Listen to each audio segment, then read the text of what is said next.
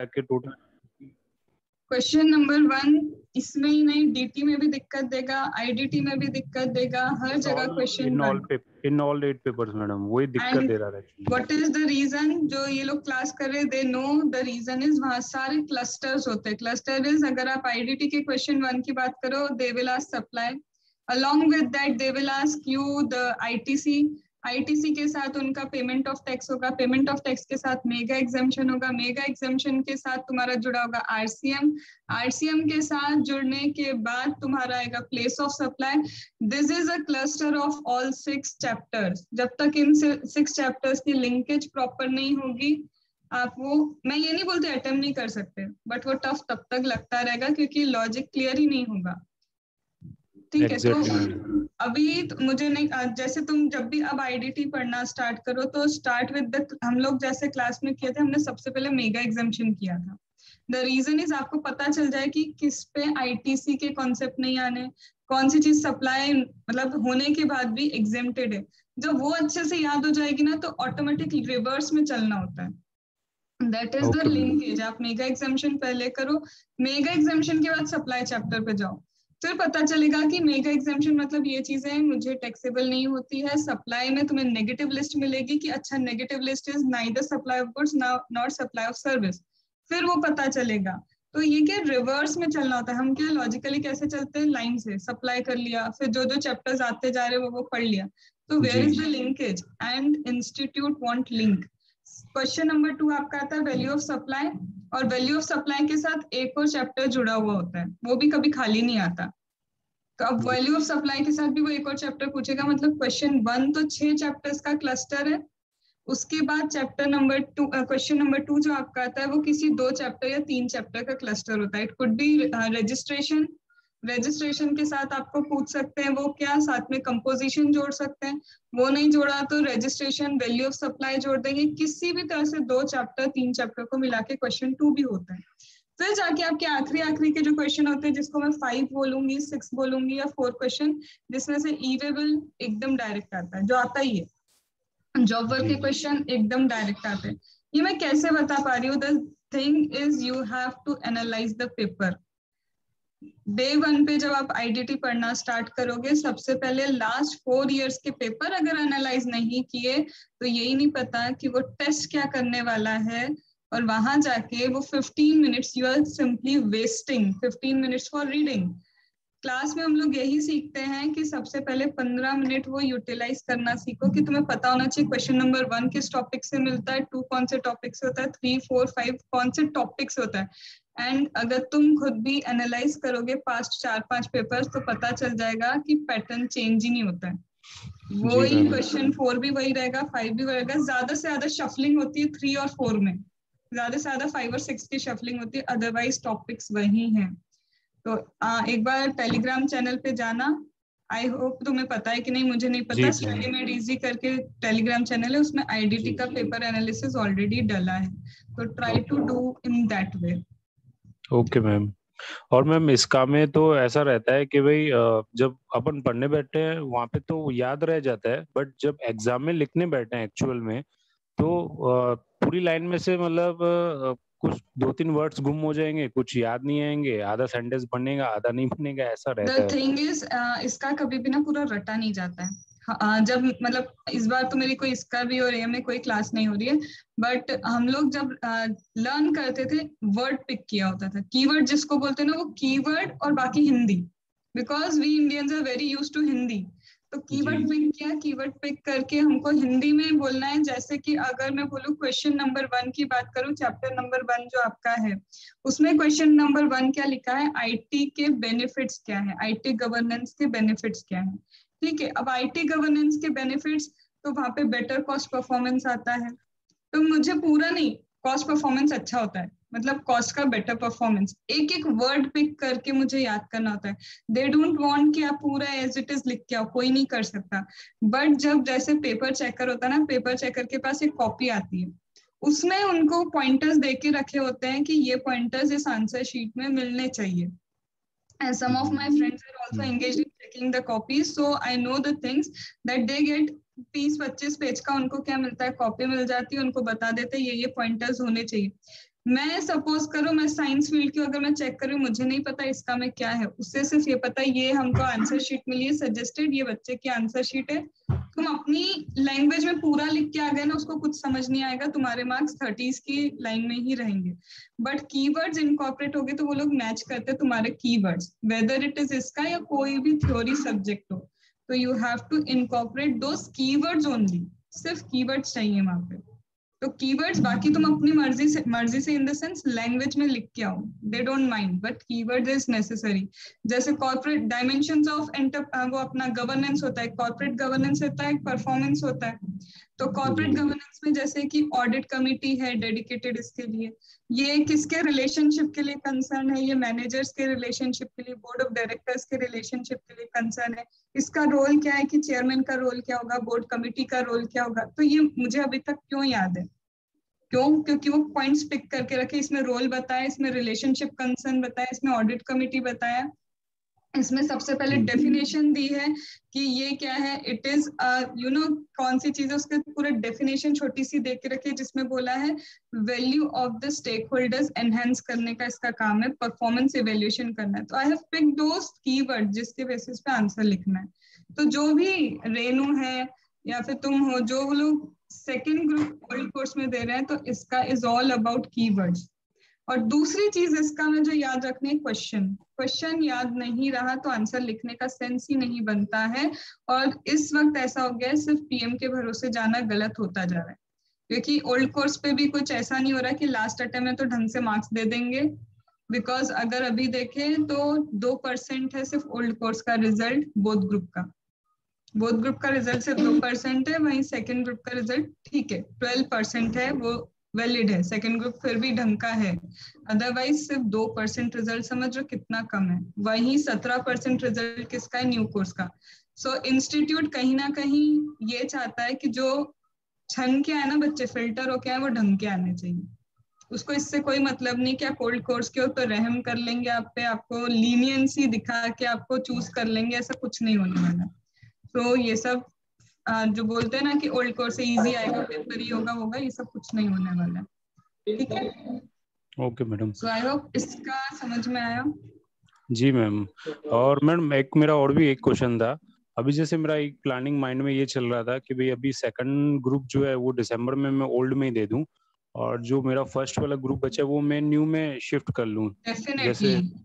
Definitely you should do this, क्योंकि जो लोग अभी ओल्ड कोर्स में सेकंड ग्रुप क्लियर नहीं कर पाएंगे, उनके साथ ये दिक्कत होने वाली है कि उन लोगों को जब न्यू कोर्स में कन्वर्ट करने की नौबत आ गई तो फिर इलेक्टिव लेना पड़ेगा, फिर इलेक्टिव की क्लासेस करो। अभी एटलीस्ट सेकंड ग्रुप पड़ा हुआ है नॉर्मल पेस पे, जो अपना फ्रेंडली है उससे अपन, अगर सेकंड ग्रुप क्लियर नहीं हो पाया ओल्ड कोर्स में, तो तुम्हें न्यू कोर्स में जब जाओगे तो एक इलेक्टिव लेना पड़ेगा, फिर से एससीपीएमई की क्लासेस करनी पड़ेगी। एससीपीएमई और एएमए में बहुत बड़ा डिफरेंस नहीं है, कॉन्सेप्ट एंटायरली सेम है।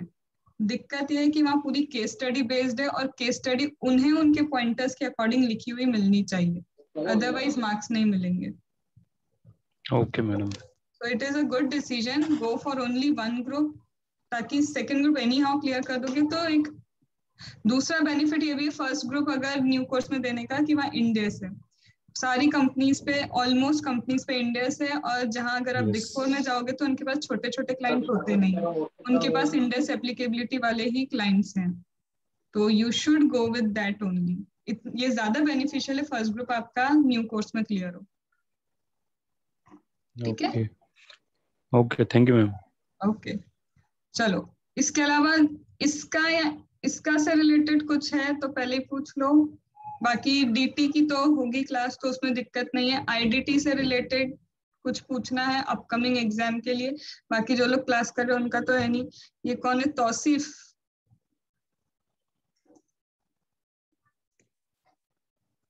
मैम इसका के लिए कौन सी बुक सजेस्ट करोगे पीएम के अलावा?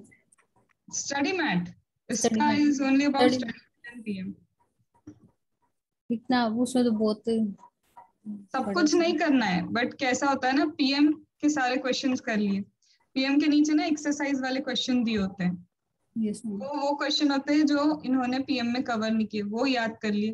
फिर कुछ कुछ इंपॉर्टेंट क्वेश्चंस होते हैं, मैं बताऊंगी किनके इंपॉर्टेंट क्वेश्चन हमेशा मैंने शेयर भी किया था इस ग्रुप में, मैं तुम लोग को शेयर करूंगी, वो सर का नाम मुझे याद नहीं है, उनके जो भी क्वेश्चंस निकलते हैं ग्रुप के, वो ऐसा है कि शॉर्ट कम से कम 60 मार्क्स के आ ही जाते हैं, तो you should go with that, उसमें से वो क्वेश्चंस तो कर ही लेना, ठीक है, उन क्वेश्चंस को छोड़ना मत, तो that will be beneficial for you. उनका मैं देखूंगी, पुराने ग्रुप में मैंने शेयर किया था, तो जितना हुआ ना, तो पिछली बार भी उनके 65 मार्क्स के क्वेश्चन उन्हीं के उससे थे, बाकी एमसीक्यू का तो कोई कुछ कर ही नहीं सकता, एमसीक्यू तो पीएम और स्टडी मैट पढ़ेंगे।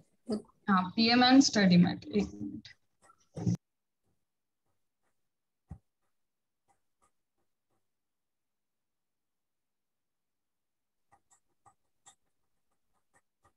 ठीक है।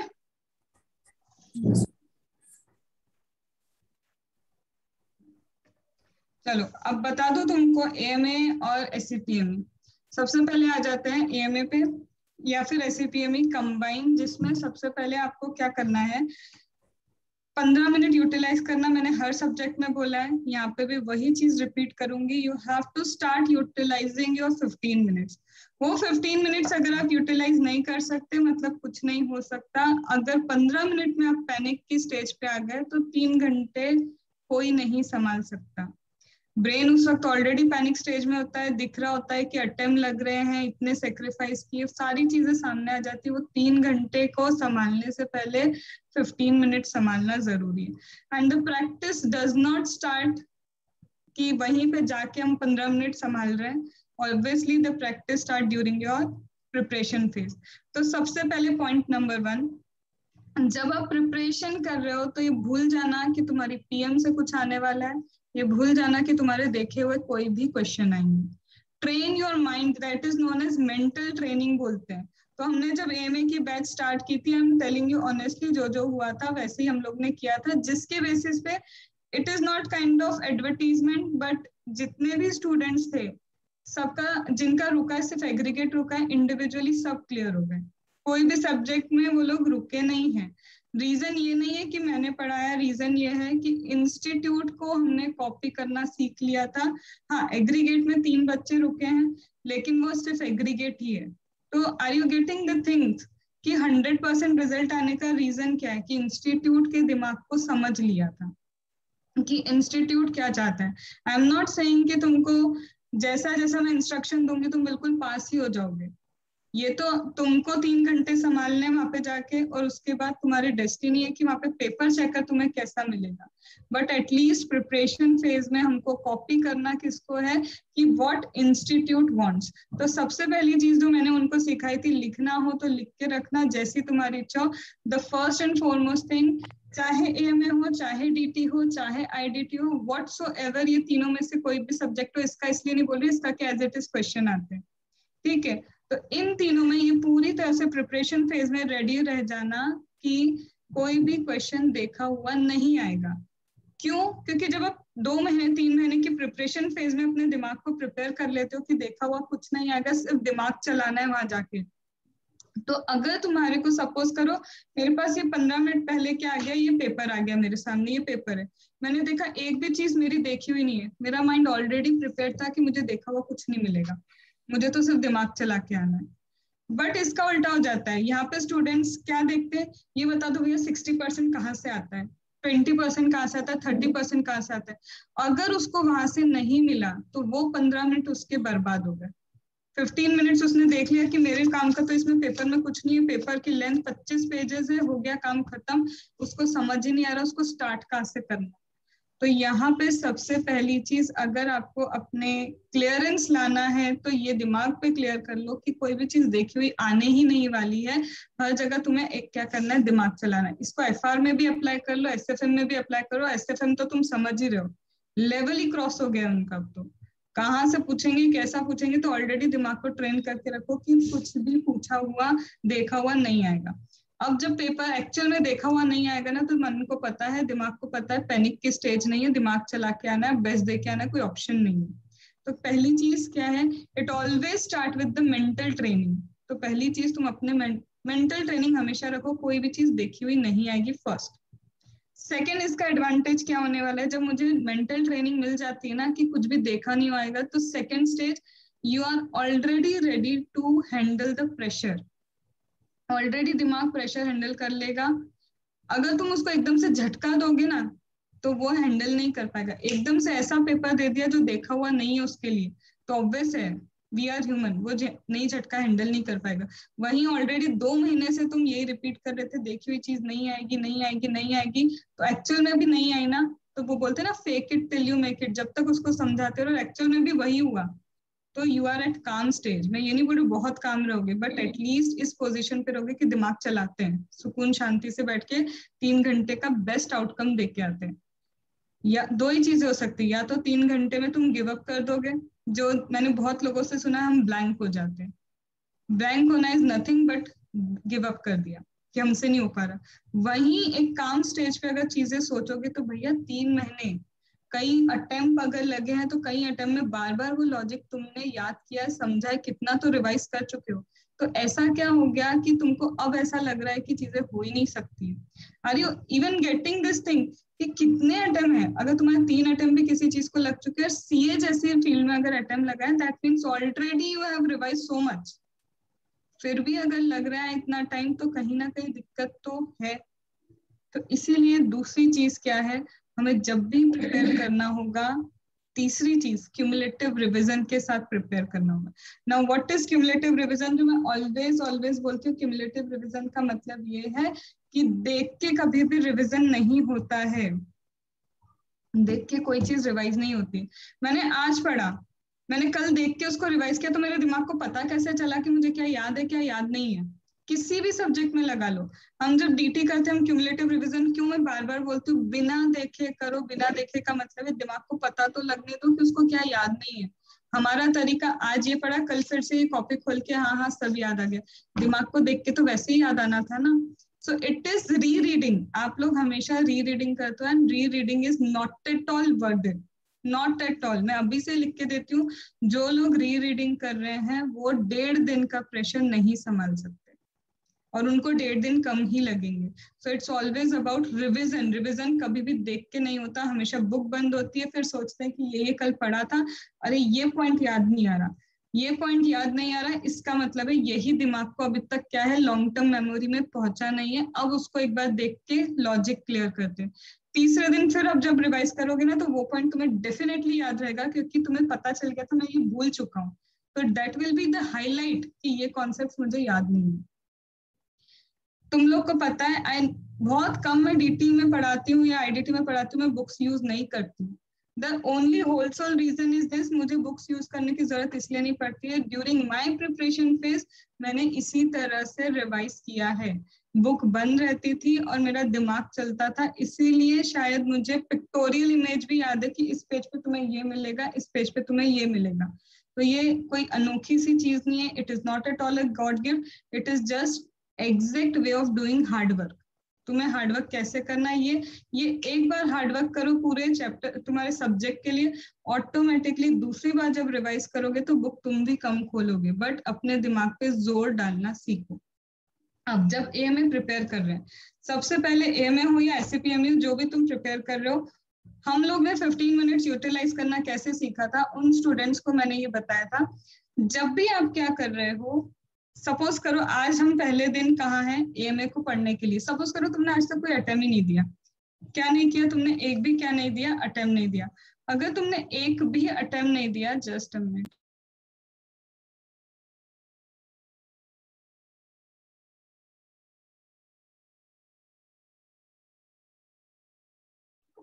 तो हम लोग जब भी क्या करते हैं, सपोज करो तुमने खोल लिया, क्या करा, ओपन कर ली बुक, और अभी ये फर्स्ट दिन है, चाहे एससीपीएमयू हो या तुम्हारा एएमए हो, कंबाइन बता रही हो, ध्यान से सुनना।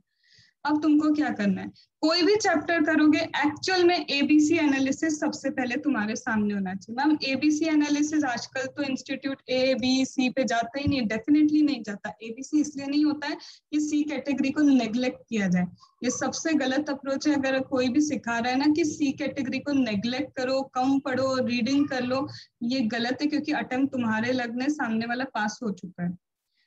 एबीसी कैटेगरी का मतलब ये होता है कि उसको पढ़ो, अच्छे से पढ़ो, बट उससे आने के चांसेस कम है, पर कभी आ जाएंगे ना तो कम से कम तुमने ढंग से पढ़ा होगा तो you would be able to understand and do the concept. C category का मतलब ये होता है कि क्वेश्चंस को पढ़ो, लेकिन प्रिपरेशन फेज में जब तुम एग्जाम के 1.5 दिन पहले कर रहे हो तो उसके क्वेश्चंस का एक शॉर्ट समरी, छोटी सी एकदम 2-3 लाइन में 4 लाइन में उसके कॉन्सेप्ट लिख के मेरी समरी में खत्म हो गया, बस वेल एंड गुड है, उसके क्वेश्चंस करने की रिक्वायरमेंट नहीं है। लेकिन मुझे ए और बी कैटेगरी, ए कैटेगरी में जो चैप्टर्स आते हैं ड्यूरिंग दैट 1.5 डेज मुझे लिख के प्रैक्टिस उसको फिर से करना है। मैम सारे के सारे क्वेश्चंस लिख के प्रैक्टिस करने पड़ेंगे? Obviously no, it is not possible. पर जब तुम ड्यूरिंग द प्रिपरेशन फेज होते हो, तुम हाईलाइट करते हो कि ये वो क्वेश्चंस है जो मुझे क्या करने होते हैं, प्रिपेयर करने होंगे। कब? 1.5 दिन में। अब एक एक करके मेरी बात सुनते जाना। जैसे ही मैंने एएमए का फर्स्ट डे है, मुझे आज क्या करना है, एएमए या एससीपीएमई स्टार्ट करना है। सबसे पहले मेरे सामने क्या होना चाहिए, ABC analysis. I should have the ABC analysis in front of me. इससे क्या पता चला, दिमाग को ये पता चला कौन सा इंपॉर्टेंट है, कौन सा कम इंपॉर्टेंट है और कौन सा थोड़ा और कम इंपॉर्टेंट है। Are you highlighting the word? सब कुछ इंपॉर्टेंट है, बस कुछ ज्यादा इंपॉर्टेंट है, कुछ थोड़ा कम इंपॉर्टेंट है और कुछ उससे थोड़ा कम इंपॉर्टेंट है। Nothing is everything is important. ये मैंने हाईलाइट कर लिया, समझ में आ गया कि दिस इज द कोर्स। इसका तो अभी मेरे को दिमाग को अब पता चला कि कोर्स ये है। अब नेक्स्ट स्टेप, मैंने सपोज करो चाहे एससीपीएमई या एएमए, तुमको डिसीजन मेकिंग का चैप्टर सबसे पहले पिकअप करना चाहिए। डिसीजन मेकिंग का वो चैप्टर तुम्हारे एंटायर कोर्स में आएगा।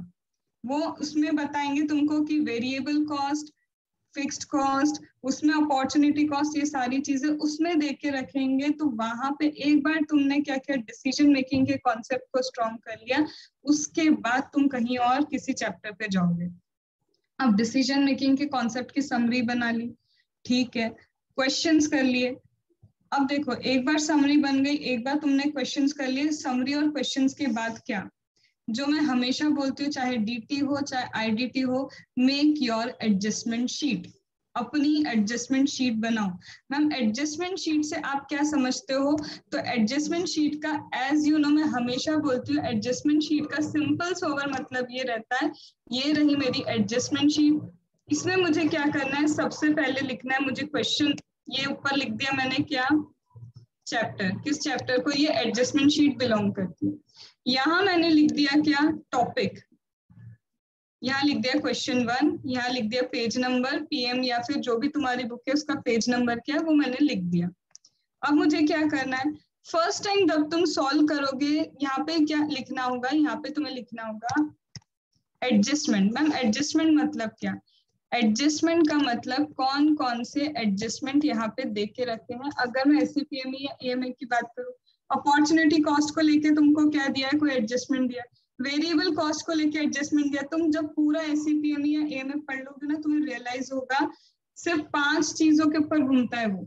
वेरिएबल कॉस्ट में या तो कंफ्यूज करेगा या फिर फिक्स्ड कॉस्ट में कंफ्यूज करेगा, वो नहीं होगा तो ओवरहेड में कंफ्यूज करेगा, वो नहीं होगा तो प्रॉफिट में कंफ्यूज करेगा, और वो भी नहीं हुआ तो सेल्स में कंफ्यूज करेगा, क्योंकि इन 5 के अलावा तो कॉस्ट बनती नहीं है। कॉस्टिंग सेल्स है, कॉस्टिंग क्या है, तुम्हारा variable cost, fixed cost, overhead और साथ ही साथ तुम्हारा प्रॉफिट।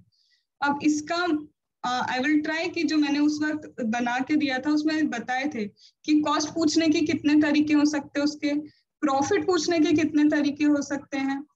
तो प्रॉफिट या तो वो तुमको एब्सोल्यूट टर्म्स में देख के रखेगा कि 50,000 का प्रॉफिट है, वैसे नहीं दिया तो वो देगा 20% प्रॉफिट ऑन कॉस्ट, ये देगा, या फिर देगा 30% प्रॉफिट ऑन सेल्स। तो ये 3 तरीके उसके प्रॉफिट देने के। चौथा तरीका क्या होगा, टर्नओवर बेस्ड प्रॉफिट देगा कि तुम्हारा फिक्स्ड कॉस्ट या फिर तुम्हारा करंट असेट प्लस जो तुम्हारा टर्नओवर है उसका 50% वगैरह करके प्रॉफिट निकलता है। मतलब उसने कुछ नहीं, ये प्रॉब्लम मेकिंग कर दी। तो मैं क्या करती हूँ, जब भी तुम लोग को समझाती हूँ तो ये क्या प्रॉफिट है, मैंने प्रॉफिट को पूरे, जब तुम एएमए या एससीपीएमई में छानोगे ना, ये 5 तरीके के अलावा उसको प्रॉफिट पूछना नहीं आता है। दिस इज द ओनली 5 वे जिस तरह से वो प्रॉफिट देखता है। सबसे पहले या तो वो एब्सोल्यूट टर्म देगा जिसे हम बोलते हैं desired profit, that is nothing but your desired profit. ये नहीं देगा तो दूसरा देगा 20% या व्हाटएवर परसेंट ऑन कॉस्ट, ये नहीं देगा तो क्या देगा, whatever percent on sales. वो नहीं दिया तो क्या देगा वो, कि तुमको टर्नओवर दे दिया, तुमको करंट एसेट दे दिया, और लिखता है ना करंट एसेट का 50% प्लस टर्नओवर, फिर उसका 25%, इस तरह से वो क्या देता है, तुमको प्रॉफिट देता है। मैम कॉस्ट देने का उसका तरीका, या तो कॉस्ट फिर से एब्सोल्यूट टर्म में तुम्हें मिलती है, पर यूनिट मिलेगी, या पूरा क्या मिलेगा, ओवरऑल कॉस्टिंग मिलेगी। या फिर कॉस्ट तुम्हें कैसा देगा, मटेरियल दे दिया, मटेरियल कैसे देगा, चेंजेस इन मटेरियल दे दिया, चेंजेस इन वेरिएबल कॉस्ट दे दिया। इन शॉर्ट पूरे के पूरे एएमए या फिर एससीपीएमए में जब जब कैलकुलेशन होगा, तुम्हें या तो कंट्रीब्यूशन निकालना होता है या तो प्रॉफिट निकालना होता है। और कंट्रीब्यूशन और प्रॉफिट निकलेगा कैसे, कंट्रीब्यूशन और प्रॉफिट तो वैसे ही निकलेगा ना, सेल्स माइनस वेरिएबल कॉस्ट, और प्रॉफिट है तो sales minus variable cost minus fixed cost. अब उसको कंफ्यूज करने का स्कोप है ही कहाँ, या तो सेल्स वो तुमको डायरेक्ट नहीं देगा, सेल्स डायरेक्ट नहीं देगा तो कैसे देगा, प्रोबेबिलिटी, कि 3 साल दे दिए, 30% प्रोबेबिलिटी है 20,000 यूनिट्स फर्स्ट ईयर में बिकेंगे, 40% प्रोबेबिलिटी है 50,000 यूनिट सेकेंड ईयर में बिकेंगे, 10% प्रोबेबिलिटी है कि इतने यूनिट्स थर्ड ईयर में बिकेंगे। मुझे क्या करना है, एस्टिमेटेड प्रोबेबिलिटी निकालनी है यूनिट्स की। मैं क्या करती हूँ, 30 इंटू 10,000, 20% इंटू जितना मैंने बोला, फिर 10% इंटू ये प्रोबेबिलिटी इंटू करिए, एस्टिमेटेड यूनिट्स निकल के आ गए। ये मैं बताने की कोशिश क्या करूँ, देखो क्लास बहुत छोटी है, मैं सिर्फ तुम्हें हिंट दे सकती हूँ कि वो क्या क्या करते हैं। तो यहाँ पे वो क्या करेंगे, तुमको एनी हाउ समझ लो, सेल्स अब तुमको जब पढ़ रहे हो ना तो देख लेना, एनालाइज करते जाना, सेल्स पूछने का तरीका क्या है, सेल्स में कैसे घुमाता है, जब उसको सेल्स के एडजस्टमेंट देने हैं तो वो कितनी तरह के एडजस्टमेंट देता है। कॉस्ट है तो कॉस्ट में कितनी तरह के एडजस्टमेंट देता है, जैसे अगर मटेरियल कॉस्ट है तो या तो डायरेक्ट पर यूनिट दे देगा, अगर material cost direct per unit नहीं देगा वो तो क्या देगा, एब्सोल्यूट टर्म्स देगा तुमको, या फिर तीसरा क्या देगा, एडिशनल इन्फॉर्मेशन देगा। एडिशनल इन्फॉर्मेशन मतलब मटेरियल कॉस्ट डिपेंड करता है इस चीज पे, लेबर कॉस्ट डिपेंड करता है इस चीज पे, मतलब किसी चीज पे डिपेंडेंसी बता के तुमसे कैलकुलेट करवाता है। उसने सीधे सीधे तुमको वो ये चाहता है तुम सेल्स प्राइस निकालो, या तो प्राइसिंग डिसीजन पे चले जाओ, प्राइसिंग डिसीजन तुमको बताएगा सेल्स के अलग अलग तरीके क्या है उसके सेल्स प्राइस निकलवाने के। वो नहीं है तो वो क्या बोलेगा, एबीसी कॉस्टिंग के थ्रू तुमसे अलग अलग तरह से कॉस्टिंग निकलवाएगा। एबीसी नहीं है तो तुमसे ट्रेडिशनल मेथड से क्या करेगा, कॉस्टिंग निकलवाएगा। आर यू गेटिंग, कि कहीं ना कहीं तुम्हें ये दिमाग में ये भरना पड़ेगा, सेल्स पूछने का अलग अलग तरीका क्या है, सेल्स के एडजस्टमेंट वो कितने देता है, प्रॉफिट देने का तरीका क्या है कि प्रॉफिट की डिटेलिंग वो कैसे देता है, कॉस्ट की डिटेलिंग वो कैसे देता है। एक बार तुम इस डिटेलिंग को पढ़ते पढ़ते समझ गए, उसके बाद तुम्हें समझ में आ जाएगा क्या रिक्वायरमेंट पढ़ना है अपने को, कॉन्सेप्ट एक बार स्ट्रांग हो गए, डिटेलिंग ये समझ में आ गई, जिसको इसका मैं नाम देती हूँ चैप्टर सॉर्टिंग। एक बार डिटेलिंग समझ में आ गई कि किस चीज को वो कैसे पूछ सकता है, तो पता है क्या, क्वेश्चन जब आएगा ना तो तुम्हें समझ में आने लग जाएगा, तुम्हें रटना नहीं पड़ेगा कि पहले कंट्रीब्यूशन निकालू कि ये करूँ कि वो करूँ, ऑटोमेटिक तुम देखना तुम्हें चीजें समझ में आने लग जाएगी। अच्छा ये ऐसा एडजस्टमेंट है तो दूसरा वो यही पूछेगा। तुम्हें पता है इंस्टीट्यूट के पास एक्चुअल में बता रही हूँ, ये रियल फैक्ट है कि पेपर इतना टफ नहीं बनता है, paper is not tough. The thing is, एक चीज बताओ नितिन, तुम बताओ और कोई भी क्या नाम है, रेनू, कितनी बार ऐसा हुआ है कि तुमने कॉस्ट के क्वेश्चन को बिना देखे पहले ट्राई किया हो और उसके बाद ही आंसर्स चेक किए हो? जनरल सारे स्टूडेंट्स का यही रहता है, क्वेश्चन पढ़ा उसके बाद नहीं दिमाग चला, चलो चलो भैया पीएम के सॉल्यूशन देखते हैं, और ये आ गया, बिल्कुल आ गया, खत्म, ये चैप्टर डन। एक चीज बताओ, तुमने अपने दिमाग को चलने दिया ही नहीं, पहले क्वेश्चन सॉल्व करते, उसके बाद तुम्हें गलतियां समझ में आती, तब तो तुम्हें समझ में आता स्पीड कहाँ जा रही है तुम्हारी।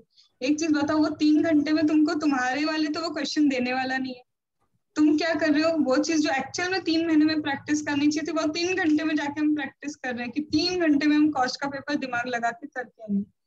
गलती तो अपने से ही हो रही है। The very very very big mistake है आप देख देख के क्वेश्चन कर रहे हो। मैं बताऊं, एएमए की वो मेरी फर्स्ट बैच थी, वहां पे टाइमर लगाया था हमने, उनको कॉन्सेप्ट अच्छे से समझाया, टाइमर लगा, उनको बताया कि कहाँ कहाँ प्रेजेंटेशन में मिस्टेक हो सकती है तुमसे, क्वेश्चन दिया, जैसे अपन डीटी में करते ना टाइमर का, सेम टाइमर वहां पे लगा, उन बच्चों को इनिशियली, मैं खुद बोल रही हूँ, 1 हफ्ते तो लगा कि कैसे सॉल्व होगा, उसके बाद एक्चुअल में उनकी प्रैक्टिस हो गई और वो एक्चुअल में हर क्वेश्चन में इंटरेस्ट आने लग गया, बिना देखे करने की ऑटोमेटिक आदत हो गई कि अब एमए के हर क्वेश्चन को बिना देखे करेंगे, गलतियां होंगी, सीखेंगे। उसके बाद जाके I can say this was the 100% result of the batch. और ये मैं प्राउडली बोल सकती हूँ, और ये मेरे पढ़ाने से नहीं है बट प्राउडली कि उन्होंने एक एक चीज समझी कि प्रिपरेशन कैसे करना है। It was the 100% result of the batch. एक भी बच्चा एएमए में फेल नहीं हुआ है। 15 स्टूडेंट्स थे उस वक्त, एक भी का मतलब ये कि 2 बच्चों का एग्जाम नहीं हुआ था, उन्होंने एग्जाम नहीं दिया, ऑप्ट आउट कर लिया था एक ने, और एक की तबीयत खराब हो गई थी। 13 बच्चे थे, 13 बच्चे में से एक का भी रिजल्ट ऐसा नहीं है कि वो एएमए में फेल हुआ हो या 40 मार्क्स पे अटका हो। एग्रीगेट रुका एक अलग चीज है, बट फेल जो बोलते हैं ना कि हम 40 भी क्रॉस नहीं कर पाए, एक का भी नहीं है। रीजन क्या है? आप जब बिना देखे चीज, वीडियो सबके ऑन रहने चाहिए, I will not repeat this thing. कुछ वीडियो बंद करके कुछ एक्स्ट्रा समझ नहीं आता है तुमको, बिल्कुल वीडियो ऑन रखो। तो सबसे पहली चीज, जब एएमए प्रिपेयर कर रहे हो, टाइमर लगाओ, बिना देखे क्वेश्चंस को करो, क्योंकि अगर आपके मल्टीपल अटेम्प्ट हो चुके तो ऑलरेडी कॉन्सेप्ट आते हैं, नो डाउट तुमको कॉन्सेप्ट आते हैं। अब पहले शार्पनिंग किसकी करो? कॉन्सेप्ट की करो। फिर पीएम के क्वेश्चन ऐसे करो कि एग्जाम में बैठे हो चाह के भी तुम सॉल्यूशन देख ही नहीं सकते। और बड़े बड़े क्वेश्चंस जो होंगे उसका 20 मिनट्स का मैक्सिमम टाइमर होता है, टाइमर लगाया और सॉल्व करना स्टार्ट कर दो। क्या होगा? नहीं होगा कुछ भी, पर दिमाग तो लगा लिया, पूरे क्वेश्चन में घुस तो गए, अपन समझ तो लिया कि गड़बड़ आ रही है, कुछ नहीं आ रहा। कितने दिन होगा? 1 हफ्ते तुम्हारे साथ होगा, पर एक्चुअल में अगर इस अटेम्प्ट में एएमए क्लियर करना है, एससीपीएमए क्लियर करना है, तो ओनली थिंग इज बिना देखे दिमाग चलाना सीख जाओ। अगर बिना देखे अभी भी दिमाग चलाना नहीं सीखे तो वहां 3 घंटे क्या सीखोगे? जिस रेस में जा रहे हो उसी रेस की प्रैक्टिस नहीं कर रहे हो तो फेलियर तो अटेम्प्ट का रीजन ये भी है। ठीक है, फिर आते हैं, अब क्वेश्चन करा मैम, गलतियां हो गई, या तो क्वेश्चन नहीं हुआ या तो गलतियां हो गई। अब वही देखो, जो चीज तुम्हें समझ में ऐसे भी आ गई थी, बताओ जो बिना देखे क्वेश्चन में तुम्हें ऐसे भी चीजें समझ में आ रही थी कि अरे ये तो ऐसे ऐसे ऐसे सॉल्व होगा, तो क्या उस पे एक्सेल करना है तुमको? उस पे एक्सेलेंस चाहिए? Obviously no. जो चीजें तुम्हें बिना देखे समझ में आ रही थी, अगर उस पे एक्सेलेंस चाहिए ही नहीं तो एक्सेलेंस किस पे चाहिए?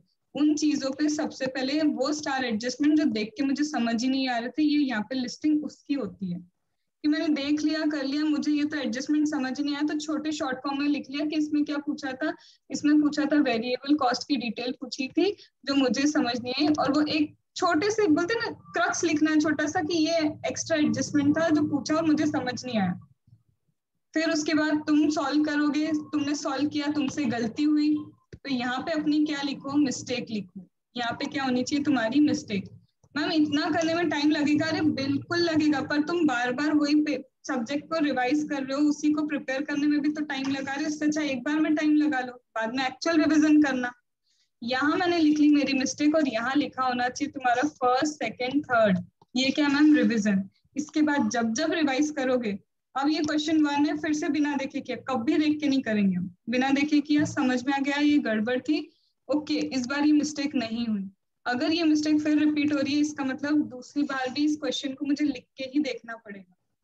This is nothing that, but ये चीज है कि आप अपनी मिस्टेक्स पे एक्सेल कर रहे हो। एक्सीलेंस किस पे होता है? जो गलतियां होती है, जो ऑलरेडी सही जा रहा है उसको पकड़ के करोगे क्या? काय का कॉन्फिडेंस है? तो सबसे पहले मैंने मिस्टेक लिख ली, दूसरी बार लिख के देखा, सेम मिस्टेक हो गई, अरे सेम नहीं हो सकता, न्यू मिस्टेक आ जाएगी तुम्हारी, तो यहाँ पे फर्स्ट रिवीजन की लिखो कि ये नई मिस्टेक थी मेरी। इससे क्या हो रहा है? हर एक क्वेश्चन पे समझ में आ रहा है गलतियां कहाँ पकड़ते अपन, और ये समझ में तुम्हें आ गया कहाँ गलतियां। दूसरी बार अगर बहुत भयंकर मिस्टेक हो रही है तो दूसरी बार भी लिख के करना है उस क्वेश्चन को। फिर आता है तीसरा रिवीजन, ऑटोमेटिकली देखना तुम्हारे 3 रिवीजन इजीली होंगे। अभी बहुत सफिशिएंट टाइम है, अगर एक ग्रुप कर रहे हो तो तीसरे रिवीजन में ये ना खाली होने की जगह ऐसा होने लग जाएगा, डन डन डन, और तुम्हें समझ में आ जाएगा तीसरे रिवीजन में कि पूरी पीएम या फिर जो भी बुक है ना वो यहाँ पे एडजस्टमेंट के साथ है, क्योंकि ये एडजस्टमेंट शीट कोई 20-25 पेज की तो बनने नहीं वाली, मुश्किल से 5 पेज, मुश्किल से 6 पेज। मैंने कॉन्सेप्ट पढ़ा, मैंने क्वेश्चंस को फिर से क्या किया, जब मैं एग्जाम टाइम पे 1.5 दिन में रिवाइज करूँ, एडजस्टमेंट शीट देखना चालू की, और मैंने लिस्टिंग करके रखी थी कौन से क्वेश्चन है जो ए वाले कैटेगरी के मुझे लिख के ही करने। कौन कहता है तुम्हें 1.5 दिन या 2 दिन कम पड़ जाएंगे एएमए में? और वैसे भी AMA या फिर SCPMA में तो तुम्हें ज्यादा टाइम मिलेगा, और जो लोग बोथ ग्रुप दे रहे हैं उनको 1.5 दिन कैसे कम पड़ सकते हैं। बट अगर एक्चुअल में CA में ढंग से पास होना है और एक्चुअल में चाहते हो ना कि इतने अटेम्प्ट्स नहीं चाहिए, तो तरीका तो पढ़ने का यही है। अदरवाइज तुम देख लो, अगर मैं तुम्हें बोलूँ ना कि छोटी छोटी मिस्टेक्स उन स्टूडेंट्स की बताती हूँ, वो लोग देते हैं टोटल क्या निकालो, क्वालिटी कॉस्ट। ठीक है, टोटल क्वालिटी कॉस्ट क्या होती है? प्रिवेंटिव कॉस्ट होता है, राइट? एक अप्रेजल कॉस्ट होता है, एक एक्सटर्नल होता है, एक इंटरनल कॉस्ट होता है। सब कुछ सही कैलकुलेट करके आ रहे हो तुम, यहाँ पे सब कुछ सही कर दिया। इंस्टीट्यूट ने पूछा क्या है? टोटल क्वालिटी कॉस्ट निकालो। बच्चा बिल्कुल टोटल क्वालिटी क्या लिख के आ रहा है? टोटल क्वालिटी कॉस्ट निकाल के आ रहा है। इंस्टीट्यूट ये सब करने के बाद भी उसको पता है कितने देगा? 2 नंबर। अगर 6 नंबर या फिर 5 नंबर का भी क्वेश्चन हुआ, कोई बताओ मेरे को इसमें मिस्टेक क्या कर दी उस स्टूडेंट ने? सब कुछ किया उसने, टोटल क्वालिटी कॉस्ट मांगी, दी, प्रिवेंशन लिखा, अप्रेजल लिखा, एक्सटर्नल लिखा, इंटरनल लिखा, टोटल करके आया। क्या गलती है इसके अंदर? और हम बोलते हैं कि हमारा पेपर अच्छा गया। बताओ, सजेस्टेड तुम्हारे सामने भी आ गया है, फिर भी यहाँ पे क्या होगा? 5 नंबर की 2 नंबर ही देगा इंस्टीट्यूट। स्ट्रिक्ट चेकिंग हुई तो नोट्स नहीं दिए उन्होंने। नहीं, नोट्स वोट सब सब हो गया। मैं बोल रही हूँ ना, सब कुछ है यहाँ पे। सब कुछ लिखने के बाद भी आपके 2 से 2.5 नंबर कटने वाले हैं। और हो सकता है पेपर चेकर और भी गुस्से में बैठा हो, लड़ भिड़ के बैठा हो, तो उससे ज्यादा मार्क्स काटेगा तुम्हारे। बताओ, इतने बच्चे बैठे हो आराम से, मैं 1 मिनट पूरा शांति सुकून से देती हूँ तुमको, एनालाइज करो क्या गड़बड़ है।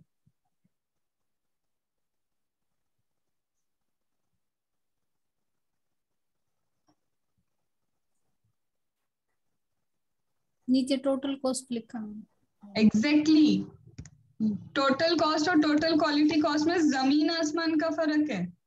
हम लोग जल्दी जल्दी लिखने में क्या लिख के आ जाते हैं? इसको टोटल करने में टोटल कॉस्ट लिखते हैं, बल्कि टोटल कॉस्ट तो variable cost plus fixed cost is equal to total cost होता है, और टोटल क्वालिटी कॉस्ट इन सबको मिलके बनता है।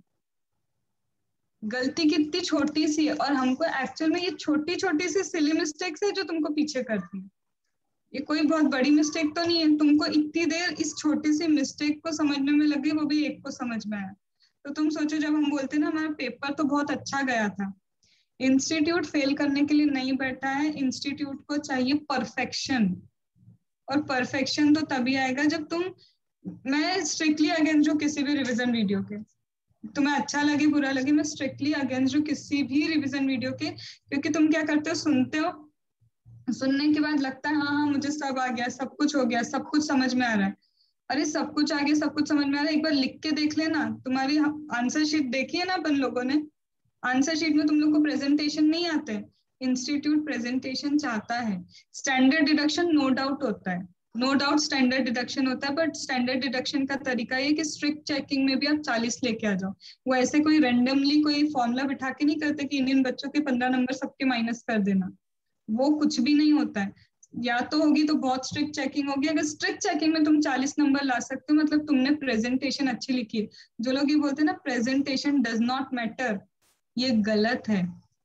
तुम सोचो, तुम अगर पेपर चेक करो तो मैं घिसी-पिटी लाइन की कॉपी दे दूं, अगर तुम फ्रस्ट्रेटेड हो तो तुम उसको ढंग से क्यों चेक करोगे? We are human, no doubt we are human. हमें, मैं तुम्हें जानती भी नहीं कि तुम्हारे घर में क्या बीत रहा है, क्या हो रहा है, मुझे इससे कोई मतलब नहीं है। मुझे मेरा प्रोफेशन पता है कि मुझे कॉपी चेक करके देना है। एक कॉपी इतनी घटिया तरीके से लिखी हुई है, जिसमें रुपी नहीं लगा, जिसमें यूनिट्स नहीं लगा के रखे, जिसमें प्रॉपर प्रेजेंटेशन नहीं हो, कितने हद तक तुमको मार्क्स देगा? Are you getting? ये बोलने की बात है, प्रेजेंटेशन डज नॉट मैटर, थोड़ा बहुत प्रेजेंटेशन चाहिए। ये छोटी, और कुछ नहीं किया था हमने उस बैच में, सिर्फ टाइमर लगाया हर क्वेश्चन पे, बिना देखे हर चीज सॉल्व किए, और चैप्टर की सॉर्टिंग की। अब आती हूँ चैप्टर सॉर्टिंग क्या होता है। चैप्टर सॉर्टिंग मतलब जब एक चैप्टर पूरा पढ़ लोगे ना, तुम्हें समझ में आएगा कि जैसे सपोज करो मैं बात करती हूँ ट्रांसफर प्राइसिंग की। ट्रांसफर प्राइसिंग में क्या है? अलग अलग मैथड्स है। फिर जब तुम बुक से सॉल्व करोगे ना, तुम्हें पता चलेगा इस मेथड का क्वेश्चन नंबर 1 है, इस मेथड का क्वेश्चन नंबर 3 है। मैंने लिख दिया वहां पे कि ये मेथड का क्वेश्चन 1 और क्वेश्चन 2 इस बुक में पूछ के रखा है। क्या हुआ? जब मैं कॉन्सेप्ट कर रही हूँ, और मेरी एडजस्टमेंट शीट भी बनी हुई है, मुझे पता है क्वेश्चन 1 और क्वेश्चन नंबर 8 पे मुझे डायरेक्टली जंप करना है। अब क्लस्टर नहीं है, ऐसा फैला नहीं है, कंसाइज हो गया मेरे लिए। कि ये मेरा कॉन्सेप्ट, ये मेरे क्वेश्चंस। उसके बाद क्वेश्चन पूछने के तरीके क्या हैं तुम्हें समझ में आ जाएंगे। अगर मैं बात करूं प्राइसिंग डिसीजन, तो प्राइसिंग डिसीजन का चैप्टर जो है तुम्हारा चैप्टर नंबर 3 है एएमए में, और एससीपीए में भी तुम्हें चैप्टर नंबर ये है प्राइसिंग डिसीजन है। कैसे पूछेगा, या तो कैलकुलेट कराएगा, या तो क्या करेगा, कैलकुलेशन कराएगा किसका, ये तुम्हारा प्राइसिंग डिसीजन का। एक मिनट में तुम्हारा मैसेज बाद में पढ़ती हूँ दिशांत। सबसे पहले या तो वो क्या करवाएगा, कैलकुलेशन करवाएगा, ठीक है। नहीं तो क्या बोलेगा, तुमको केस स्टडी देगा और केस स्टडी बेस्ड पूछेगा, बताओ इसमें स्कीमिंग लगना चाहिए या फिर पेनिट्रेशन वाला प्राइसिंग लगना चाहिए। ये दूसरा तरीका है उसका। या फिर वो क्या करेगा, ट्रू और फॉल्स पे आ जाएगा कि बताओ वैलिड है या इनवैलिड है। ये 3 तरीके उनके केस स्टडी पूछने के। अब केस स्टडी कौन कौन से चैप्टर से आती है तुमको ऑटोमेटिकली तब पता चलेगा जब तुम इस तरह की चैप्टर सॉर्टिंग कर लोगे। कॉन्सेप्ट लिया, कॉन्सेप्ट के बाद लिख लिया कि इसमें कैलकुलेशन वाला इस पार्ट से ज्यादा आता है, इस पार्ट पे केस स्टडी आती है, इस पार्ट में मेरा वैलिड इनवैलिड वाली चीजें ज्यादा पूछता है। ये पता तुम क्या कर रहे हो, एग्जामिनर के पैटर्न को समझ रहे हो ड्यूरिंग द प्रिपरेशन फेज। उसके बाद जब ये मेरे पास पेपर आ गया ना, अब वो पेपर ऐसा कुछ नहीं आउट ऑफ द बॉक्स बनाते, उनका सिर्फ लैंग्वेज चेंज हो जाती है। तो मुझे पता तो चलेगा चल वैलिड इनवैलिड है ऐसा होगा। ये दूसरा खोला, मुझे समझ में आएगा, अच्छा इसमें केस स्टडी ये वाली पूछिए, ठीक है। अब 15 मिनट यूटिलाइज कैसे करोगे, तो मैंने उनको सिखाया था क्वेश्चन नंबर 1 तो भूल के, क्वेश्चन नंबर 7 तो भूल के भी पढ़ना ही मत। मैम क्यों नहीं पढ़ेंगे, चाहे वो एएमए हो चाहे एससीपीएमए हो, क्वेश्चन नंबर 7 ड्यूरिंग 15 मिनट्स आप बिल्कुल मत पढ़ना। मैम क्यों इतना बड़ा स्टेटमेंट क्यों, उसका रीजन ये है, दैट इज थ्योरी क्वेश्चन। वो क्या होता है आपका, प्योर थ्योरी क्वेश्चन होता है। एक चीज बताओ, चलो मैंने क्या किया, 15 मिनट्स में से 2 मिनट्स निकाल दे तुम्हारे रोल नंबर लिखने के, 2 मिनट लगते, 15 मिनट में से 2 मिनट तो तुम अपने रोल नंबर लिखने में निकालोगे, मतलब एक्चुअल तुम्हारे पास कितने मिनट्स है, 13 मिनट्स। इस 13 मिनट्स में अगर मैं 1 से 2 मिनट किस पे वो थ्योरी क्वेश्चंस पढ़ने में लगा रही हूँ, पढ़ के कर क्या लोगे, जब तुम उसको लिखने जाओगे फिर से वो क्वेश्चंस को पढ़ोगे तुम। ऑब्वियस है, जब हम लिखने जाएंगे एग्जाम में तो मुझे तो फिर से वो क्वेश्चन पढ़ना है, तो मेरे वो 2 मिनट यूटिलाइज कहाँ हुए, वो तो वेस्ट हो गए। जिस चीज को तुम्हें दोबारा करना पड़ जाए तो दैट इज नॉट यूटिलाइजेशन, वहां तुमने अपने 2 मिनट गवा दी। मैम इतना कैलकुलेटिव, बिल्कुल टाइम मैनेजमेंट इसी को ही बोलते हैं। इसका मतलब क्वेश्चन नंबर 7 गलती से भी मत पढ़ना, क्योंकि वो क्या है, तुम्हारा कंप्लीट थ्योरी। क्वेश्चन 7 की जगह 6 में या तो वो दे देगा कंप्लीट थ्योरी, मतलब वो एक लाइन में पूछ लेगा इसका शॉर्ट नोट लिखो, ये करो वो करो। वो क्वेश्चन पढ़ के करोगे क्या, जब वापस लिखते वक्त 2 सेकंड में पढ़ लोगे उसको, वो गया साइड में। अब बचा मेरे पास क्वेश्चन 1 2 3 4 5 6। अब मुझे क्या करना है, पूरे 13 मिनट होंगे तुम्हारे पास, गलती से भी सारे क्वेश्चंस पढ़ने की भूल मत करना कि 1 से लेकर नीचे तक पूरा पढ़ रहे हैं, नहीं। डायरेक्टली जंप करोगे तुम रिक्वायरमेंट पे। कहाँ रिक्वायरमेंट दी है, रिक्वायरमेंट में लिखा है कैलकुलेट द ट्रांसफर प्राइस। समझ में आ गया, ये कौन सा कॉन्सेप्ट पूछ के रखा है, ट्रांसफर प्राइस। सबसे पहले सबके क्या करो, रिक्वायरमेंट रिक्वायरमेंट रिक्वायरमेंट पढ़ लो। कितनी देर लगेगी, 3 मिनट मेरे ख्याल से, 3 से नहीं 5 मिनट ले लो पूरे। 5 मिनट्स तुम्हें पूरे पेपर के सिर्फ रिक्वायरमेंट पढ़ने में लगेंगे। 5 मिनट्स क्या लगेंगे, पूरे के पूरे पेपर के रिक्वायरमेंट पढ़ने में लगेंगे। अब मैम रिक्वायरमेंट पढ़ के हुआ क्या, ये समझ में आ गया कौन कौन से कॉन्सेप्ट पूछ के रखे, मन को समझ में आ गया कि ट्रांसफर प्राइसिंग अच्छे से करके रखा है, स्टैंडर्ड कॉस्टिंग ढंग से करके रखी है, ये वो क्वेश्चन रिक्वायरमेंट्स है जो मुझे पता है कि मैंने ढंग से किए। अब तुम चूज करो क्वेश्चन, जिसमें क्वेश्चन 1 तो ठीक है, उसमें तो कंपलसरी होता है, क्वेश्चन 2 3 4 5 में चूज करो कि वो कौन कौन से टॉपिक है जो सारे तुम्हारे देखे हुए हैं, ढंग से करे हुए हैं, उस क्वेश्चन को पूरा पढ़ो। कम से कम तुम्हें बचे हुए 13 में से 5 मिनट्स माइनस हो जाते तो आजकल 8 मिनट्स बचते हैं, ठीक है। तो ये 8 मिनट्स में तुमको कम से कम कोई या तो क्वेश्चन नंबर 2 होगा तुम्हारा जो तुम्हें लग रहा है मेरे सारे कॉन्सेप्ट मुझे ये आते हैं, या क्वेश्चन 3 होगा जिसमें लग रहा है ये सारे कॉन्सेप्ट मुझे आते हैं। उस क्वेश्चन को तसल्ली से पढ़ के रखो। तसल्ली मतलब इतना भी नहीं कि ये कर रहे, नहीं, ढंग से उसको पढ़ लो। इससे तुमने क्या किया, एक्चुअल में वो 13 मिनट जो थे ना, उसमें से 2 क्वेश्चन तुमको पता चल जाएंगे, फर्स्ट कौन सा सॉल्व करना है, सेकंड कौन सा सॉल्व करना है, वो तुम्हें पता चल गया।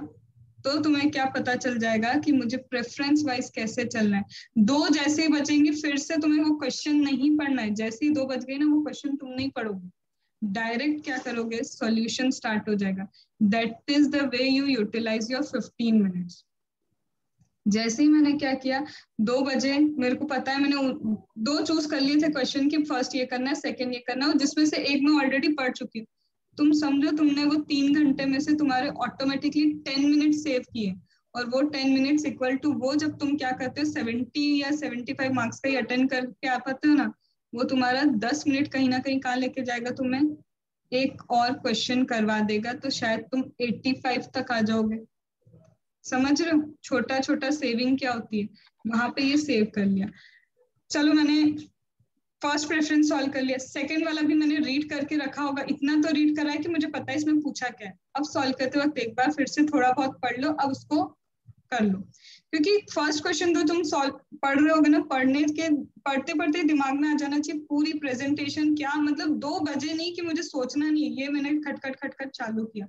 पहला क्वेश्चन मुझे कम से कम 25 मिनट्स में खत्म कर लेना चाहिए। जहां तुमने 25 या फिर 40 मिनट्स में ओवरऑल, अगर तुम 2-3 क्वेश्चंस की बात कर रही हूँ, वो कर लिए, तो ऑटोमेटिकली स्कोर हो गया क्या तुम्हारा 16 मार्क्स का, लिख लिया। स्कोरिंग कितनी होगी नहीं पता, लिख लिया। फिर जाओ तुम्हारे थ्योरी क्वेश्चन पे, अनादर 25 मिनट्स में थ्योरी निकालो। इससे क्या हुआ, तुमने पहले ही 1 से सवा घंटे में 2 क्वेश्चंस कंप्लीट कर लिए। तीसरा आप किस पे जाओ, वो जो मैंने सेकंड नंबर पे प्रेफरेंस का छोड़ के रखा था, उसको ले लिया अपन ने।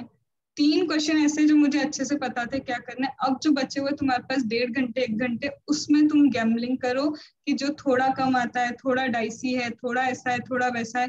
और सबसे बड़ी गलती जो एएमए के स्टूडेंट्स करते हैं, they start with operational costing, जो तुम्हारा ओआर जिसको बोलते हैं, ऑपरेशनल रिसर्च।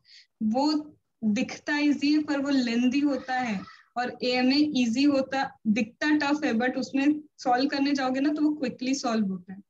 तो never ever start with your OR. OR से स्टार्ट करोगे दैट इज ऑलवेज लेंदी, और वहीं अगर ओआर कंप्लीट करने में लगे 1.5 घंटे निकल गए, तो बाकी के 1.5 घंटे में कॉस्टिंग समझना मुश्किल है।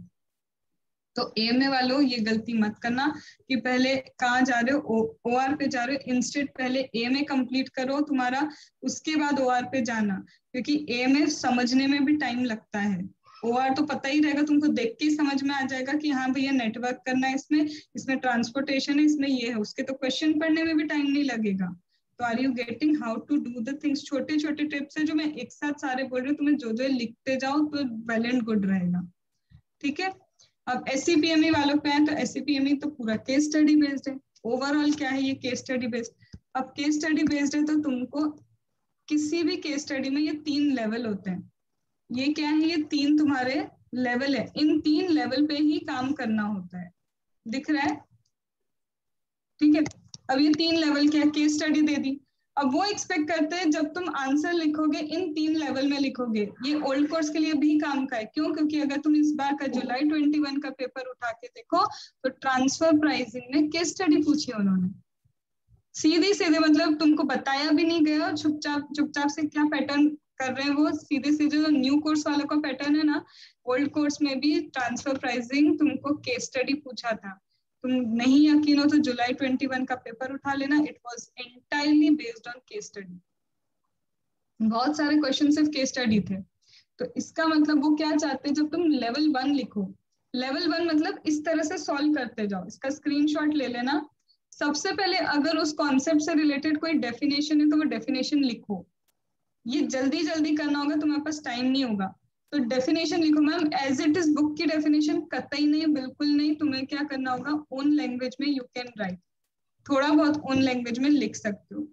फिर ये डेफिनेशन के बाद इसको थोड़ा समझाओ कि हम कैसे इस चीज को लिंक कर रहे हैं, इसमें क्या क्या दे के रखा है।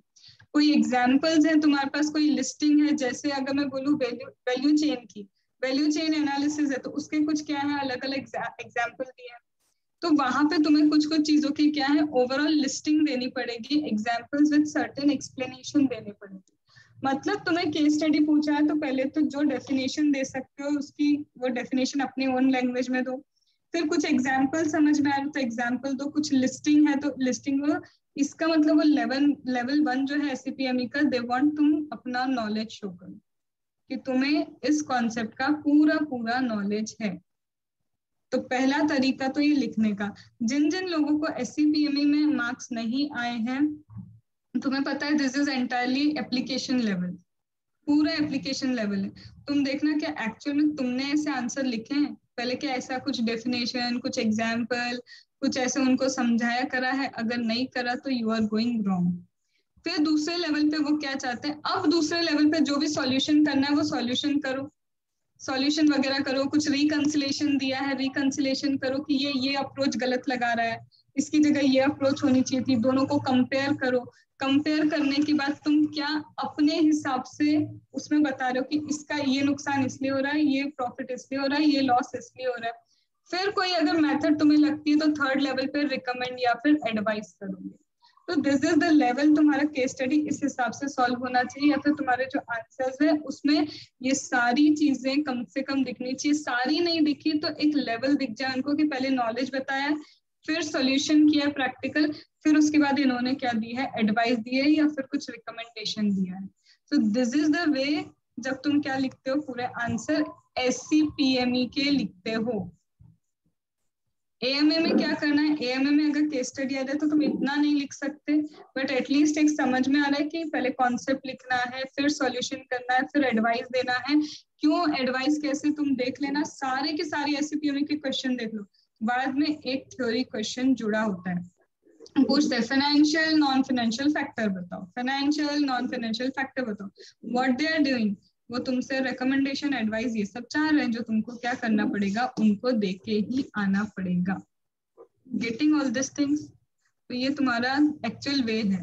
तो चाहे AMA प्रिपेयर करो, SCPME प्रिपेयर करो, the whole sole thing is chapter sorting से ABC एनालिसिस स्टार्ट होगा, उसके बाद जब सॉल्व वगैरह करोगे एडजस्टमेंट शीट बनेगी, फिर साथ में तुम्हारा होता है क्या, चैप्टर सॉर्टिंग की किस टाइप के क्वेश्चंस पूछे जाते हैं इस चैप्टर में से, टाइप भी पता होना चाहिए।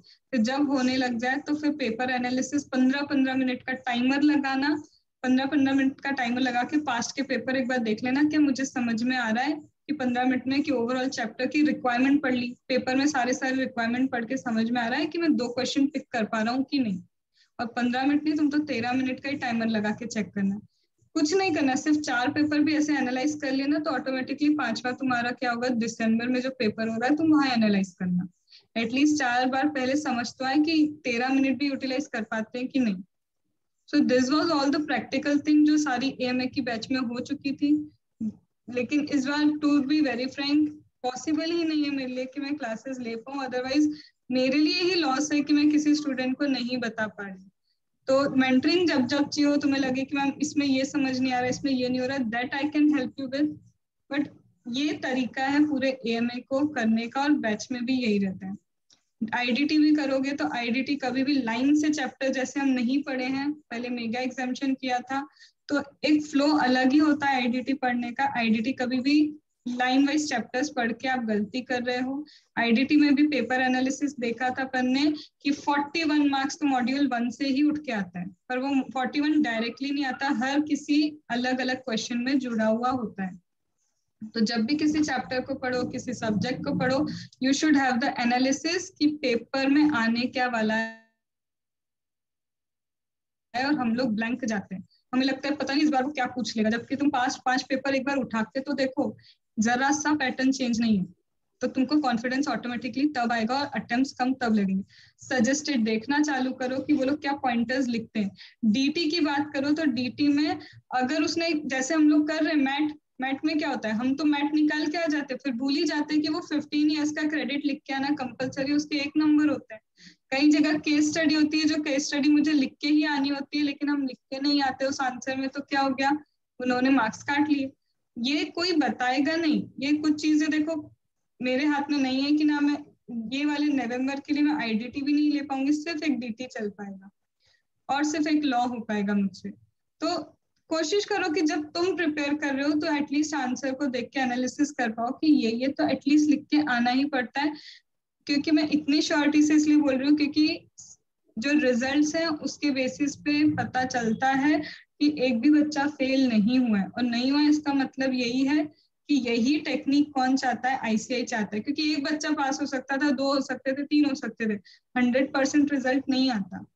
तुम्हें ये सब चीजें करनी पड़ेगी, तब जाके चीजें अच्छी होंगी। ये सुनने में बहुत सारा लग रहा है कि अरे मैम इतना इतना इतना, जब करने जाओगे ना इतना इंटरेस्ट आएगा पढ़ने में कि तुम्हें ही समझ में आ जाएगा कि हम अननेसेसरी अटेम्प्ट पे अटेम्प्ट लगा के भी तो इतना इतना ही पढ़ रहे हो। इससे अच्छा इतनी अटेम्प्ट में पढ़ने की जगह तुम एक बार में उसको पढ़ लो, ठीक है।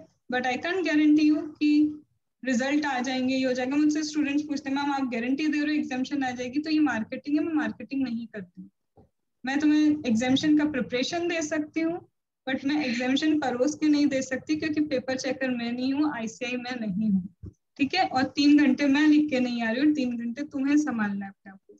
So this was all about कि कैसे प्रिपरेशन फेज में दिमाग को प्रिपेयर करना है, टाइम मैनेजमेंट क्या होता है, और कैसे कोई भी सब्जेक्ट या AMA SCPME कैसे प्रिपेयर होता है।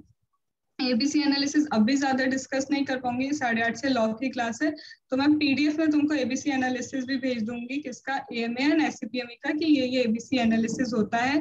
पेपर एनालिसिस देख के तुम लोग मतलब रिक्वायरमेंट के हिसाब से समझो कि 15 मिनट में रिक्वायरमेंट के बेसिस पे सब आ रहा है या नहीं आ रहा है, ठीक है। तो ये छोटी छोटी बहुत सारी चीजें थी जो एक साथ मैंने बता दिया। आई होप लिख के रखा होगा तुमने कुछ कुछ, या फिर यहाँ रजिस्टर हुआ होगा।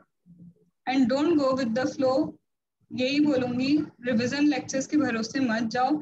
रिविजन लेक्चर सुनो, पर रिविजन लेक्चर तब काम के होते हैं जब खुद सेल्फ स्टडी हो चुकी हो। तुम लोग तो आजकल क्या हो गया, डायरेक्ट रिविजन लेक्चर्स, इतना शॉर्टकट ICAI नहीं जाने वाला। तुम्हें नहीं यकीन है तो कुछ लोग होते हैं जो पास हो जाते हैं, पर उसका मतलब ये नहीं है कि हम भी उन्हीं कुछ लोगों में से हैं। उनसे पूछो जो कुछ लोग पास हुए कि फर्स्ट अटेम्प्ट में रिविजन लेक्चर से ही पास हो गए, या फिर बहुत अटेम्प्ट लग के ऐसा हो गया कि कॉन्सेप्ट पता थे फिर रिविजन लेक्चर काम आ रहे।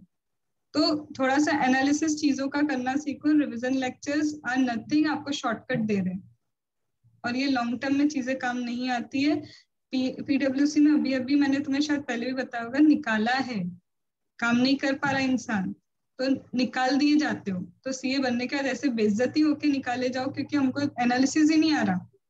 तो उससे अच्छा है कि अभी प्रिपरेशन फेज में अपने आप को जितना कंफर्ट जोन से बाहर रखना है बाहर रख लो। That will be really very beneficial. As a true mentor मैं ये बोल सकती हूँ, मानना नहीं मानना तुम्हारे हाथ में, ठीक है। I hope the things were helpful, कुछ चीजें पता चली होगी। स्क्रीनशॉट आई होप ले लिया होगा कि कैसे SCPME वालों को आंसर्स कैसे फ्रेम करने हैं, उसके छोटे छोटे पॉइंटर्स है। हुआ तो फिर 15-1 दिन बाद में फिर तुम इतना कुछ अगर कर पा रहे हो तो फिर एक बार बताना, फिर मैं चीजें और तुमको बताने के लिए फिर एक बार हम 1 घंटे कनेक्ट कर लेंगे। ऐसे मेंटरशिप मैं दे पाऊंगी कि यही बता दूं कि अब इस चैप्टर में ये देख लो, वो कर लो, ऐसा कर लो, वो कर सकती हूँ मैं, ठीक है। So that's all for the preparation phase. Bolo. Ma'am, any doubt solving groups can you suggest? I mean, if I get in doubt in between. So, It would be typically hard for me, but ऐसा कर सकते हो कि एक सब लोग अगर जो SCPME वाले हैं काइंड ऑफ ग्रुप बना के रख दें कि तुम अपने एक दूसरे के थोड़ा बहुत तो सॉल्व कर सकते हो। कभी कभी मैं रिप्लाई कर पाऊंगी, ऐसा नहीं बोलती कि मैं हर क्वेश्चन का रिप्लाई कर, मैं आज बोल दूं कि हाँ सब हो जाएगा और मैं नहीं कर पाई तो वो भी गलत है। तो कभी कभी I would be able to do, तो बोलोगे तो एक मुझे मैसेज कर देना, तो सब लोग का एक ग्रुप SCPME वालों का बना दूंगी। एटलीस्ट तुम आपस में भी एक ग्रुप बन जाता है ना, तो भी फ्रेंड्स ग्रुप के हिसाब से चीजें सॉल्व होती हैं, तो दैट आई कैन डू, ठीक है। और पूजा डिसाइड टाइम पे कर लेना, सबको ये बोल रही हूँ, बोथ ग्रुप के पीछे नहीं भागना, बहुत सारी चीजें नहीं लेना, जितना कर पाओ उतना करना, और जो करो उसको 100% करो, ठीक है। एंड पूजा डिसाइड रिलेवेंटली और सही टाइम पे डिसाइड कर लो, अभी भी सही टाइम है, ठीक है। चलो, कोई क्वेश्चन? कन्वर्जन करना कैसा, ओल्ड कोर्स से फिर कन्वर्जन ओल्ड कोर्स से न्यू कोर्स? हाँ अभी हो रहा है ना, कर हो सकते तो रहा है। मैं मतलब कर लूँ, ये लास्ट अटेम्प्ट है, ओल्ड में ही दे दूँ या अभी फिर सेकंड ग्रुप दो, अभी 2 सेकंड ग्रुप, सेकंड नहीं हुआ ना अपना, अभी कन्वर्ट मत करो, अभी मत करो कन्वर्ट। मैम सेकंड ही रहता है, मैं ये पूछूं करना सही रहेगा या नहीं? वही तो बोल रही हूँ, मत करो अभी, अच्छा don't do the conversion right now. क्यों नहीं करो, एक बार दे लो, सुनो, अगर भगवान ने चाहा हो गया तब तो कोई बात ही नहीं, और अगर किस्मत बोल सकते हैं, डेस्टिनी जो है नहीं हुआ तो वैसे भी एनी हाउ जाना ही है न्यू कोर्स में, तब तो कोई ऑप्शन बचता ही नहीं, तो why to change right now. Ma'am ठीक है, इसका मुझे बहुत परेशान करता है। आई नो, इसका ना तुम लिख लिख के करो। तुम एक तो उस वक्त भी पूरी क्लास तुम्हारी हुई नहीं, 2 तो 3 तो चैप्टर पूरे किए होंगे तुमने मुश्किल से, तो लिख के करो। जैसे तुम्हें तरीका तो समझ में आ गया होगा हम कैसे लर्न करते थे, बार बार रिवाइज करते थे, क्यूमुलेटिव चलते थे, सेम उसी तरीके से अब भी से करो। डेली 1.5 घंटे इसका पढ़ना है तुमको, क्योंकि सबसे बिगड़ा हुआ क्या था इसका। पर अगर इसका इस बार तुम्हारा हो भी जाता तो भी एग्रीगेट में जाती, वो तो हाँ, है ना। इस तो बार तो इसका मेरे DT IDT में भी बहुत कम आए। हाँ, तो लिख लिख के प्रैक्टिस करो। और इसका तो क्यूमुलेटिव मस्ट है, रिवीजन करो, री रीडिंग कोई मत करना। आई होप री रीडिंग का मतलब समझ गए तुम लोग, ठीक है। हाँ जी रतिका, कुछ पूछना है? मैम स्टैंडर्ड कॉस्टिंग को कैसे करना है? मैम स्टैंडर्ड कॉस्टिंग को सबसे लास्ट में करना है, जब तुम्हारा सब कुछ हो जाए, क्योंकि स्टैंडर्ड कॉस्टिंग आएगा तो बड़ा इजी आएगा, सिर्फ क्वेश्चन तुम्हारे फॉर्मूले भी याद होंगे तो सॉल्व हो जाएगा, और नहीं आएगा तो तुमसे तो किसी से नहीं होता है वो, ऐसा क्वेश्चन आता है। तो स्टैंडर्ड कॉस्टिंग जब सब कुछ हो जाए, सबसे लास्ट में फॉर्मूले करना। मैं एक वीडियो शेयर करूंगी, उनका मुझे काफी अच्छा लगा था, उन्होंने डिटेल में समझा के रखा था, तो उससे करना। और इस टाइम पे अगर तुम्हें लगता है तो किसी के ऐसे कोई जैसे अतुल अग्रवाल है, उसने पूरे ना वो डाल के रखे कॉन्सेप्ट के वीडियोस। मुझे नहीं लगता है कि तुम्हें एक्चुअल में क्लास अभी ज्वाइन करनी भी चाहिए, जिन लोग ने 1-2 बार भी पढ़ के रखा है। उसके अगर तुम लेक्चर भी सुनोगे ना, तो तुमको कम से कम कॉन्सेप्ट पूरे समझ में आ जाएंगे। और फिर उसके बाद क्या करो, अपने क्वेश्चन की प्रैक्टिस इंपॉर्टेंट है, क्योंकि देखो कोई भी क्लास ज्वाइन कर लो, पीएम पे फोकस, अपने स्टडी मैट पे फोकस करना है। कॉन्सेप्ट तो आजकल इतने ज्यादा तुमको यूट्यूब पे मिल जाएंगे कि कोई भी समझा देगा, तो उसके ले सकते हो। एक और सर है, मुझे नाम इतना याद नहीं है, उनके भी बहुत, उनके तो काफी अच्छे हैं, बहुत अच्छे हैं वो। अगर तुमने सुन लिया तो तुम्हारा काम उनसे ही हो जाएगा, but practice of the question he must है। नहीं तो क्लासेस कितनी भी कर लो, अगर क्वेश्चन की इस तरह से प्रैक्टिस नहीं की तो you are not going to crack it. Ma'am ये कंसेप्ट लिख के भी रखने हैं या सिर्फ क्वेश्चन करते जाएंगे, जैसे अभी वहां से करेंगे वीडियोस से, जैसे अगर देखें? लिख के रखोगी ना मैडम, बार बार वीडियो सुनोगे क्या, ऑब्वियसली अपनी लैंग्वेज में लिख के रखो। समरी नोट्स ऐसे होने चाहिए कि खुद को समझ में आए, दुनिया को नहीं समझाना, लिख लिख के रखना है बिल्कुल। इतना मैम इम्पोर्टेंट सवाल कैसे पूछ सकते हो तुम मुझसे? मैम कंसेप्ट की बुक पुरानी है थोड़ी सी, अरे 2 तो साल देवी पुरानी। जी, देवी जी, वीडियो सुनो और वीडियो सुन के अपने समरी नोट्स खुद बनाओ। वही वो तो बना लूंगी मैम। मैं हाँ, ये तो अपनी पूछूंगी। लैंग्वेज में जैसे तुमको चांद सितारे लगाने हैं, जितना कलरफुल करना है, जो करना है, बस खुद को समझ में आना चाहिए, किसी से शेयर करने के हिसाब से नहीं, बस अपने को समझ में आना चाहिए, ठीक है। Ma'am, who is that faculty, ma'am? You were referring. What? You were referring to some faculty, right? For SCPME, हाँ. वही उनका वो नाम क्या है यार, मुझे नाम नहीं याद। मैंने तो सिर्फ वीडियोस, अगर मेरी प्रिपरेशन फेज में देखे ना, तो सिर्फ उनके वीडियोस देख लिए थे, उतने में ही हो गया था। और फिर मेरा स्ट्रेटेजी ये था, क्वेश्चन क्वेश्चन क्वेश्चन, उसी से ही हुआ है। मैं अगर एक्चुअल में कॉन्सेप्ट का क्रेडिट दूंगी तो उनको दूंगी, बाकी पूरा ये जो प्रिपरेशन का तरीका है ना, सिर्फ इसी ने क्लियर करवाया और किसी ने क्लियर नहीं करवाया, ठीक है। अदरवाइज DT बोलो, IDT बोलो, एवरीथिंग वाज माई सेल्फ, सब सेल्फ था। और सेल्फ का तरीका बस यही होता है पढ़ने का, ठीक है। तो हर चीज सेल्फ हो सकती है, बस इतने एफर्ट्स डालने के लिए रेडी रहना। मैं वो तुमको लिख के दूंगी ग्रुप में, ठीक है। और निशान तुम एक बार अलग से पिन कर देना, तो मैं तुमको लिख के दे दूंगी वो नाम क्या है फैकल्टी का। I just slip from my mind, क्योंकि बहुत टाइम हो गया। AMA का आपके पास पेपर एनालिसिस है? AMA का नहीं है, करना पड़ेगा वो, ओके। है ना। 5 साल के पेपर एनालाइज करो, देखो उसमें एनालिसिस में ये रहेगा, तुम्हें पेपर एनालिसिस उसमें कुछ नहीं कर पाओगी, पर उसमें ये समझ में आएगा क्या रिक्वायरमेंट से तुम समझ पा रही हो कि क्वेश्चन 1 में क्या पूछा है, 2 में क्या पूछा है, कौन सा चैप्टर से वो कॉन्सेप्ट उठ गया है, इसका एनालिसिस ऐसा होता है, ठीक है। ओके, चलो, आई होप हेल्पफुल रहा, कुछ चीजें समझ में आई होगी।